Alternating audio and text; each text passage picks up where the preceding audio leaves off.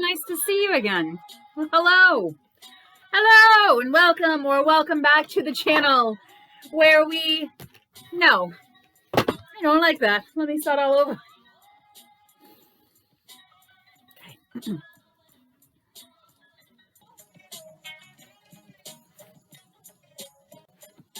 Oh, hey there, partner, pal, buddy. How's it going today? Oh, me? Oh, I've just been filming in my blankets and tiaras and pearls and causing the usual shenanigans.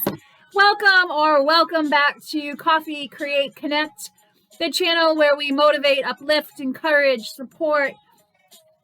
Welcome back to the channel Coffee Create Connect, where we uplift, support, inspire, motivate, all the good things each other. So, in today's video, I will be reviewing the book of myself, a do-it-yourself autobiography in 201 questions. Are we too close? I feel like that's a little more comfortable for everyone. This is by Carl and David Marshall, and I got it at Barnes & Noble, but I'm sure you can find it other places as well. If you would like, I can link the link in the description box. If you are interested in this, let me know. I will go search it out for you and drop you the link if you would like. So, this is the third one in a row. That's kind of a journal, but this one obviously is more in the intention of writing an autobiography, whether for your own pleasure to just write about yourself, whether it's something to leave behind for your family. And of course, you can always use these questions as a way to draw out your character by kind of interviewing your character, assuming that you're writing. These questions can also be fun to, like right here, I took care of this person or animal growing up. That's a prompt. So basically it gives you the space to write about a person or animal you took care of when you were growing up. And this can be, of course, very useful if you are a writer, but it can also be useful if you write songs or if you dance. This is a great chance to kind of use these prompts outside of the box.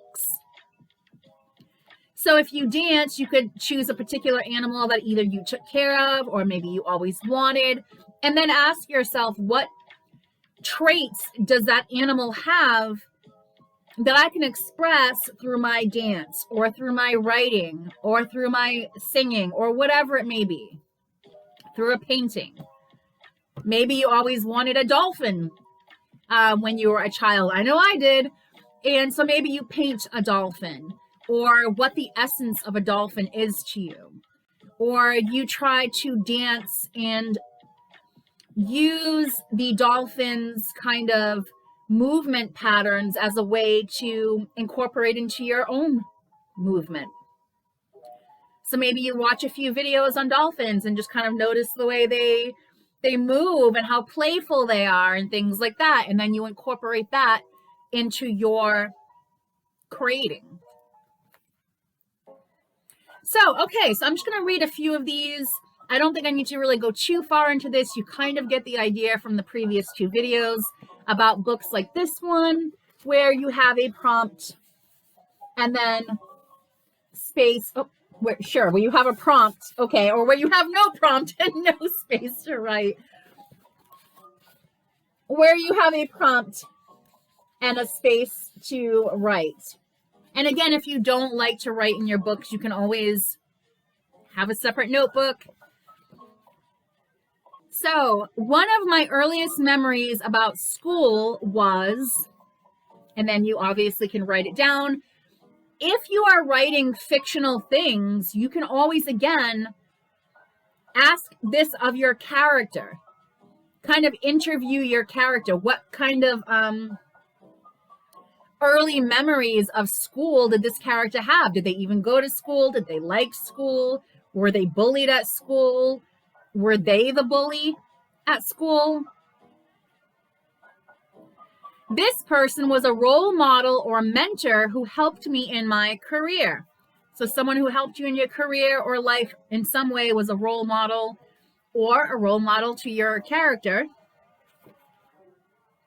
Or again, inspiration from other creations. But I was thinking it would be fun to have a night of like Zoom or whatever to jump on and kind of play around with some of these journal prompts. Just something I was thinking of, so throwing it out there. If you're interested, let me know, because if I do see interest, I will find a way to set this up. So, a lonely or hard time for me or one of my family members was, and then you can describe that or describe the lonely or difficult time that your character had.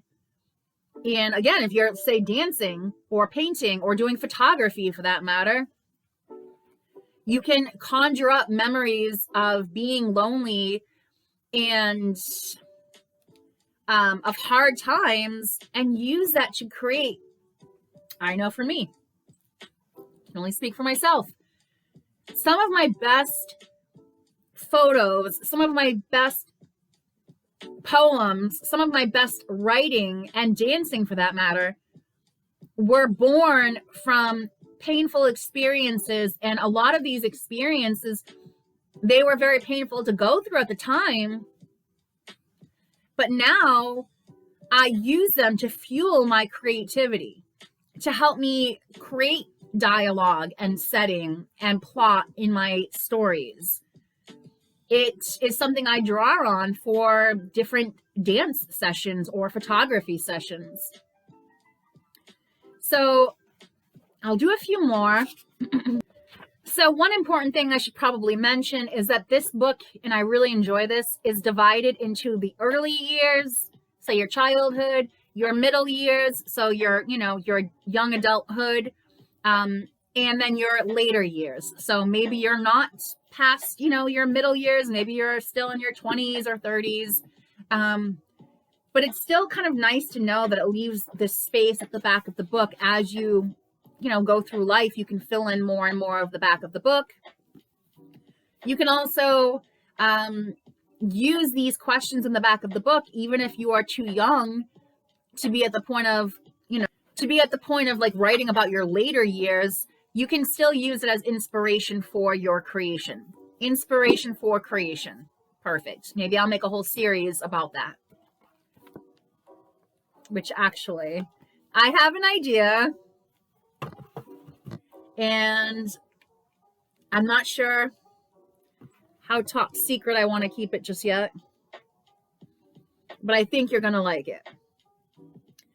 I'm not sure if I want to take a vote before I bother to go through all the shenanigans to make this happen, or if I just want to spring it on you and surprise you. Not sure yet. I'll think about it. So, yeah, the point is, though, yes, there's so many things that can inspire you creatively. So I think this is a great book. It is also divided into family, friends, the world, work responsibility, education, which I really appreciate these different kind of topics. So I'll do one more. It says, as an adult, I noticed these notable characteristics in my mother. So certain traits or things about your mom that were notable, that stood out, whether they were positive or not so positive. And then the same thing about your father's on the other page. And maybe you didn't know your mom or your dad, and so you can either make something up, or you can simply use a space to write about what it was like to not know this person that should have been, close to you. These are some of my experiences and relationships while looking for love. So there's some space that you can write about, either what's happened to you, fantasies about, this topic. You can always fill in these blanks with fantasies, memories, imagination, things you've seen on movies, things you've seen other people go through. The next and last prompt is, I remember this funny or embarrassing incident with a good friend. I could tell you some pretty embarrassing stories. As you can imagine, if you've watched enough of my videos by now, you understand that I can create shenanigans where you wouldn't expect them, and in drastic ways sometimes. I would tell you my super embarrassing stories, but then I might have to, do that thing that they talk about in movies. If I told you, I don't know if I'd get in trouble on YouTube for saying that. Plus, I wouldn't actually do that. So let me just back away from it a little bit. But suffice it to say, I could write a book about embarrassing stories, an entire freaking book about just my own embarrassing shenanigans. So that is it. That was the book of myself, a do-it-yourself autobiography in 201 questions. There you go. So thank you so much for spending your time with me. Until next time, which actually, as soon as I stop this video, I'm starting the next one. And I'll be reviewing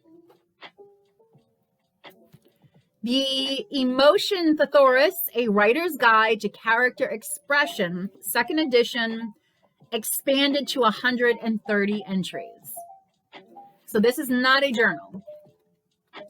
This will be talking about different ways to describe an emotion. Just to give you some, like, elation is one of the emotions that they talk about. I'll get actually into this in the next video, but the point is, if you're a writer or a creative, really of any kind, because all of these emotions don't just have to be written, they could be acted out, they could be danced to, they could be used as inspiration for photography, painting, and so on. So I will see you in the next video to discuss this gem of a book. All right, thank you so much for being here. Take care until next time. Don't forget, like, subscribe, ring the bell, comment, share, vogue, do whatever feels right. See you on the next one.